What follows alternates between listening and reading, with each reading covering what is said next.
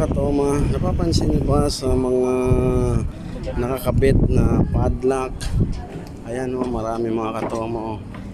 Dito daw ay nilalagay nila yung mga wishes na mag-boyfriend kayo o mag-asawa kayo.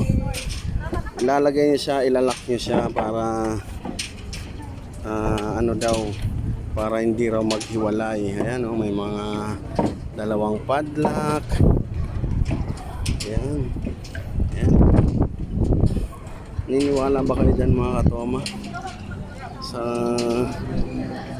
paniniwala nila na hindi sila maghihiwalay dahil nakapadlock yung pagmamahalan nila?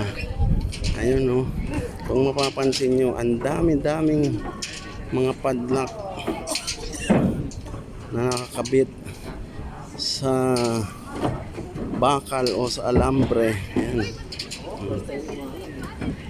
Kayo mga katoma, kung naniniwala kayo, try nyong pumunta rito para isa kayo sa mga paglagay ng mga lock nyo sa buhay. Ayan.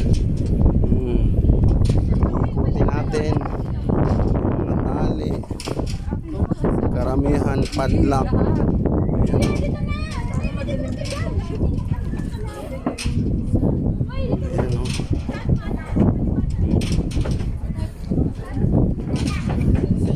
Kung naniniwala kayo mga katoma, ano pang hinihintay nyo? Punta na. Dito lang to mga katoma makikita, matatagpuan sa Antipolo Cloud 9. Ayan o.